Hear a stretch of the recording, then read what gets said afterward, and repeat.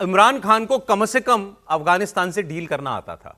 उसके ऊपर सबसे बड़ी एलिगेशन क्या है कि ये जो टीटीपी वाले हैं, तालिबान वाले हैं, वो उनकी हिमायत करता था। इमरान खान ये कहता था कि इनसे तुम लड़के नहीं जीत सकते, इनको मैनेज करना पड़ेगा, क्योंकि वो खुद भी पश्तून कम्युनिटी से आते हैं।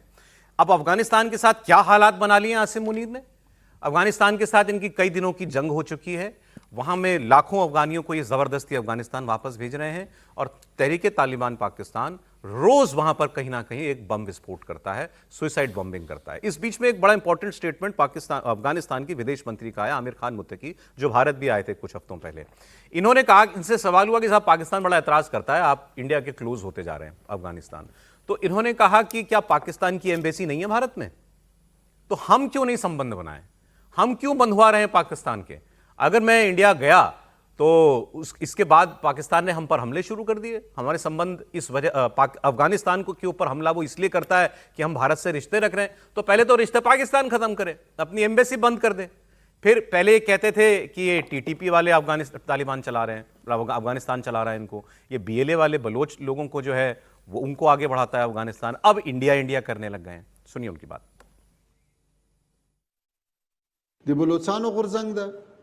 بیا چې لږ سره لږ خبرو کې مخ ته سره ولاړ شو، بیا وایي دلته د هندوستان لاسته.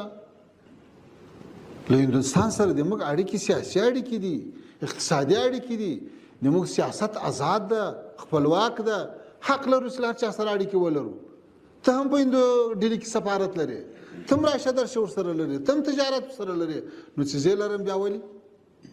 ته خو د موږ خپل حق ده او د موږ سیاسي اړیکې کله هندوستان سره دي، کله بل هیواد سره دي، دا د هیچا په ضد نه دي، دا د هیچا په ضرر نه دي. अब तालिबान जो भी अपने देश में करता हो, हम उससे कभी सहमत नहीं हो सकते। अभी खबर में यह था कि कल ही इन्होंने 13 साल के एक बच्चे से, एक स्टेडियम, भरे स्टेडियम में 80,000 लोग बैठे थे, उसके परिवार की हत्या करने वाले दोषी को गोली मरवाई है। 13 साल के बच्चे से। तालिबान से हमारा कोई मेल नहीं है, लेकिन हमारे लिए बड़े लंबे अरसे में ये एक हमारे लिए अच्छा हो रहा है कि पाकिस्तान अपनी दूसरी सीमा पर एंगेज हो रहा है। अफगानी पाकिस्तानियों पाकिस्तान से नफरत करते थे और तालिबान उस नफरत में आप और आगे बढ़ गया है, क्योंकि ये तो सीधे जंगी जुनून वाले लोग हैं। देखिए, तालिबान, जब अभी बात चली कि भाई तालिबान कैसे लोग हैं, तो इसमें तो कोई दो राय नहीं है कि बामियान की मूर्ति को इन्होंने ही तोप से उड़ाया था। आज उनकी मजबूरी है, हमारी भी मजबूरी है, उनकी भी मजबूरी है। दोनों के लिए पाकिस्तान एक साझा दुश्मन के तौर पर है। चूंकि वो पाकिस्तान चूंकि उनको कंट्रोल में रखना चाहता था, वो कंट्रोल में रहना नहीं चाहते हैं। अफगानिस्तान डूरन लाइन को नहीं मानता है। पाकिस्तान के अंदर 50 लाख जो है वो अफगानी रहते हैं।